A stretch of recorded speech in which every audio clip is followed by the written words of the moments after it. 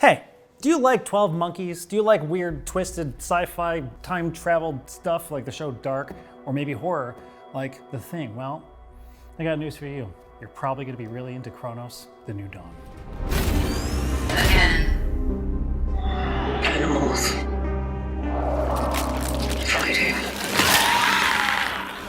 Again. Okay, so Cronos The New Dawn is the new sci-fi survival horror game from Bloober Team. But not the Bloober Team that just made Silent Hill 2, but the first party team of Bloober Team. These are the people who did The Medium and Layers of Fear. So while Silent Hill 2 was cooking up, they had another game cooking up called Cronos The New Dawn. So what is it? As mentioned, Cronos The New Dawn is basically if you take twisted, messed up sci-fi time travel stories like 12 Monkeys and Dark. In fact, the directors of this game specifically mentioned Dark as inspiration and combine that with very classic survival horror, especially of like the most recent Resident Evil remakes. And I guess the Silent Hill 2 remake fits in that. But their inspiration specifically came from basically all forms of horror in this case. Combined together with The Thing, you get Cronos The New Dawn. Now, we saw 50 minutes of hands-off gameplay, so we don't have any of our own bespoke B-roll to show, but I can at least do my best to explain what it is. And it's like all time travel sci-fi shit. It's complicated.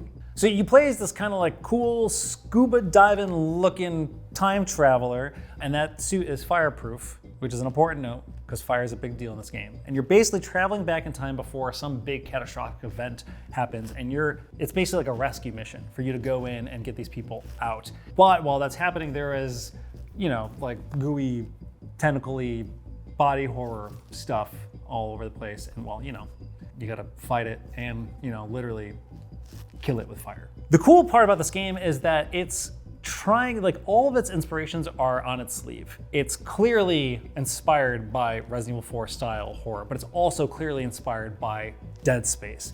But it also is clearly inspired by Dark and all the other things that they've mentioned. It is this perfect amalgamation of all these things these two directors love, and they just smashed it together. And I think one of the most appealing things for me is that it's not just like more sci-fi, like in space horror, but it's very grounded. It feels in a believable space and city, this 1980s Poland city, but with futuristic stuff in the mixture. Now, of course, there's clearly a lot of pressure on the Bloober Team because no one thought they could do Silent Hill 2 remake, or at least that was the assumption, that people were very weary of whether or not they could take on such a daunting task to remake one of the greatest games of all time. Now there's this pressure of them leading off the heels of Silent Hill 2 and doing something that is completely new, a new IP and new to the team. And something that's really fascinating to look at Bloober Team is with every consecutive title, there seems to be this evolution in gameplay. They started, like Layers of Fear is like this you're walking around halls and you're solving puzzles. There's not a lot of gameplay elements, but then the Medium kind of took that a step forward with like various bespoke camera angles, switching between like two realities, and then there's puzzles. And then Silent Hill 2 remake did full combat, gunplay, all that jazz, and now Cronos seems like a very natural evolution of that. It's also important to note that this game was being made in production for 4 years, so it's happening kind of simultaneously during Silent Hill 2. Just a thing, just a thought. So now we get to see Bloober Team like full force, like doing gunplay, doing bigger environments than they've ever done before, like bigger effects, monsters, lots of different variety of things that are going on in it. And the thing that's that stuck out to me the most is in an era where survival horror has been going through a renaissance for the past few years, basically since the Resident Evil 2 remake.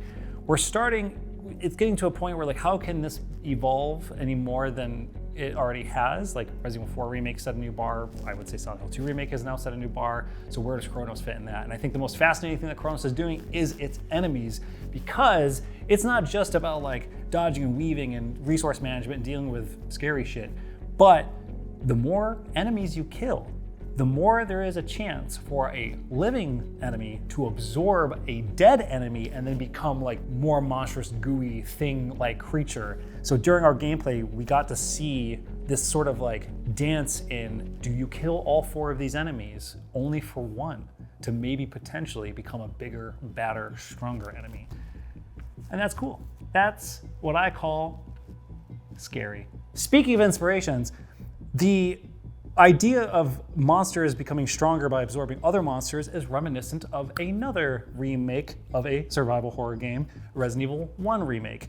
Specifically, the Crimson Heads, which the developers said themselves as we were watching it, that's the kind of inspiration. So if you don't know, in Resident Evil 1, like there gets to a certain point where you've killed all these zombies and you're like, I'm cool, I've cleared out this mansion. You skin chewers ain't got nothing on me because I already knocked your ass down.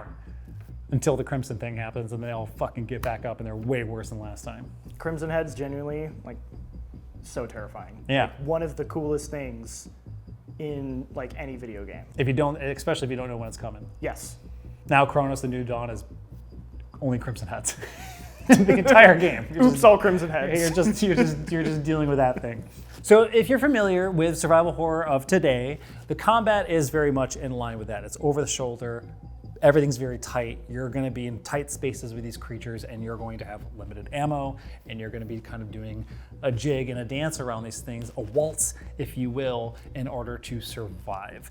Interesting part is that every gun you use actually has a charge hit. So you can actually like hold the trigger down and do a more powerful attack, which kind of leads to this risk reward if you think you can knock one of these things down with a charged hit when they're only 2 feet away from you. So it creates a different dynamic and sort of flow to combat that has usually traditionally just been like shoot, retreat, dodge, wiggle, do a dance with these skin chewers and all that. The other element is that killing these things just aren't as simple as shooting them and dying, because as I mentioned, another one can come along and get more powerful. So how do you deal with that, buddy old pal? Fire. That's where I was mentioning earlier where your suit is actually fireproof, because you actually have this sick mechanic where you can like shoot fire from your hands onto the ground and create like this ripple effect of flames around your feet to knock things away from you or set them on fire. And by burning these bodies, they can no longer be absorbed by another creature. But of course, because it's a survival horror game, that fire is a resource that you have to manage. So you kind of have to decide whether or not you're going to burn these bodies or risk the biscuit, as they say, and hope that, you don't come back to a bigger problem when you leave a bunch of dead bodies and then another creature comes along and absorbs those and then you got a bigger issue, so on and so forth. So it creates this interesting dynamic of like gamifying, how you, kind of like the Crimson Heads, which you have to set on fire in the original game, in the original Resident Evil 4 1 remake, but it creates a new sort of like, dance on how you do this, how you deal with an enemy down the line. You have to think about, like, you have to plan kind of down the line and how you might have to deal with a fight. Of course, is alleviated with the ye old flame barrel that just people just kind of tend to leave around the world. I mean, like, I don't know about you, but when I'm walking down the street, I'm not seeing like tanks of gas just chilling on the side of the road getting ready to be shot at any moment. Maybe not in your neighborhood. You know what? You're right. I need to get out more. And of course, in fashion of the genre, you will be going back and forth through an environment, so you will be trailing behind certain areas. They didn't quite say like that's going to be, maybe Resident Evil 1 mansion style sort of design, or 2 in that way, that you'll be backtracking a lot, but it does seem like there are these levels or these sort of hubs that will require you to maneuver and snake through environments. Kind of like RE4 style, Kind of like RE4. Cool. Yeah, exactly. So it's like you have these like mini areas that you will have to navigate, open things, get information, fight stuff. But at the end of the demo I saw, it required the player to go all the way back out from where they started. So that means, dealing with problems they didn't, face when they arrived, which is a valuable life lesson. If something hard comes up, just, face it head on. Shoot a barrel. Shoot a gasoline barrel. Burn that problem down to the ground so it doesn't mesh and mold into something else. See, Cronos the New Dawn is actually just a metaphor for dealing with your issues. Don't let them fester. Become a gooey mess. I wish I could tell you more about the story, but at this point, there isn't much to say. We did get a gameplay trailer, so at least you can have some context of some of the stuff I'm talking about. The game is supposed to come out this year, but I will say it is a new dawn for the Bloober Team. This is post Silent Hill 2, and they've, I think they're finding a new set of feet to run around in and set stuff on fire. I'm very excited for it. As a survival horror nut, keep them coming. Keep trying things new. Keep that wreck creature away from me though. I don't want to look at her. I don't want to know she exists. So I might, be making a mistake playing Cronos the New Dawn, but I could set that bitch on fire. That's the